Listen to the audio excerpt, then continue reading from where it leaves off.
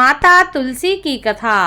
एकादशी के पारण पर द्वादशी के दिन सुने माता तुलसी की कथा। नमस्कार भाइयों बहनों और मित्रों, आप सभी का मेरे YouTube चैनल शुभकर्मा हियष्टो में स्वागत है। आज द्वादशी के दिन सुनते हैं माता तुलसी की कथा। द्वादशी के दिन माता तुलसी की कथा सुनने मात्र से अखंड सौभाग्य की प्राप्ति होती है और भगवान लक्ष्मी नारायण का आशीर्वाद हमेशा बना रहता है। एकादशी के पारण के लिए द्वादशी पर माता तुलसी की कथा को अवश्य सुनना चाहिए। कार्तिक मास के शुक्ल पक्ष की एकादशी तिथि पर भगवान विष्णु का विवाह माता तुलसी के साथ किया जाता है। द्वादशी तिथि पर भी तुलसी का विवाह कई लोग करते हैं। तुलसी भगवान विष्णु को अति प्रिय है। तुलसी के बिना भगवान विष्णु कभी भी भोग को स्वीकार नहीं करते। तुलसी पूर्व जन्म में एक लड़की थी जिसका नाम वृंदा था। इस लड़की का जन्म राक्षस कुल में हुआ था।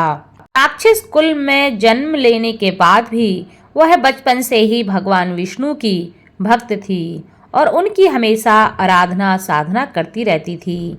जब वह बड़ी हुई तो उसका विवाह राक्षस कुल में ही एक दानव राजा जलंधर के साथ संपन्न हो गया।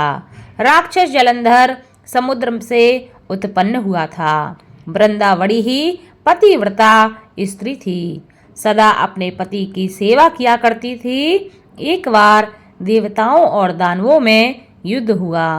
जब जलंधर युद्ध पर जाने लगे तो वृंदा ने कहा कि हे स्वामी, आप युद्ध पर जा रहे हो, आप जब तक युद्ध में रहेंगे मैं तब तक पूजा में बैठकर आपकी जीत के लिए अनुष्ठान करूंगी। जब तक आप वापस नहीं आते मैं अपना संकल्प नहीं छोड़ूंगी। जलंधर तो युद्ध में चला गया और वृंदा व्रत का संकल्प लेकर पूजा में बैठ गई। उसके व्रत के प्रभाव से देवता भी जलंधर को ना हरा सके। सारे देवता जब हारने लगे तो सारे देवता भगवान विष्णु के पास जा पहुँचे और सभी ने भगवान से प्रार्थना की कि हे भगवान, हमारी रक्षा कीजिए, नहीं तो राक्षस सबको मार देगा। भगवान कहते हैं, वृंदा मेरी परम भक्त है, मैं उसके साथ छल नहीं कर सकता। वह मेरी पूजा कर रही है, मैं उसके साथ इतना बड़ा अधर्म कैसे कर सकता हूँ। इस पर सभी देवता कहते हैं कि भगवान, इसका कोई भी दूसरा उपाय नहीं है, क्योंकि जब तक उसकी पत्नी उस अनुष्ठान में रहेगी तब तक उसका पति अमर रहेगा, उसको कोई नहीं मार सकता। इसलिए हम सब आपके शरण में आए हैं, आपको हमारी मदद अवश्य करनी चाहिए। हे नारायण, हमारी मदद करें। इस पर भगवान विष्णु ने जलंधर का रूप धरकर वृंदा के महल में वह जा पहुँचे। वृंदा ने जैसे ही अपने पति को देखा तो वह तुरंत पूजा से उठ गई और उनके चरणों को छू लिया। इधर वृंदा का संकल्प, जैसे ही वह पूजा से उठती है उसका संकल्प टूट जाता है। उधर युद्ध में देवताओं ने जलंधर को मार दिया और उसका सिर काटकर अलग कर दिया।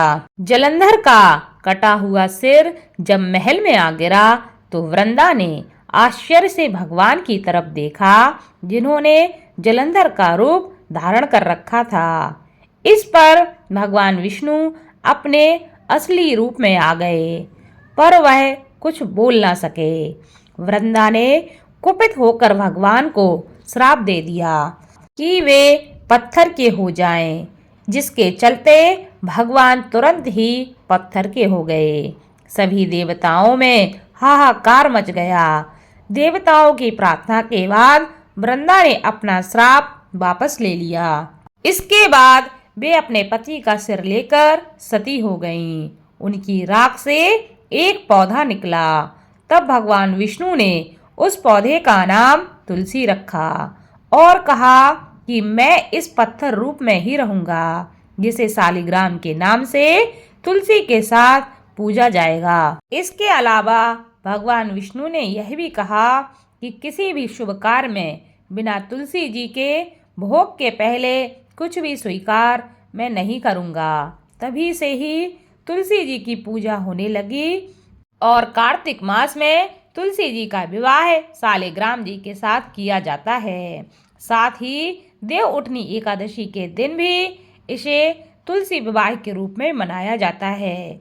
लेकिन एकादशी के पारण तिथि पर यानी कि द्वादशी पर इस कथा को सुनने से महिलाओं को अखंड सौभाग्य की प्राप्ति होती है और उनके जीवन में सुख समृद्धि का आशीर्वाद बना रहता है। इस कथा को खुद सुने, आपके जो अपने हैं उनको भी इस कथा को अवश्य शेयर करें ताकि आपके साथ साथ आपके अपने भी इस कथा का लाभ ले सके। धन्यवाद।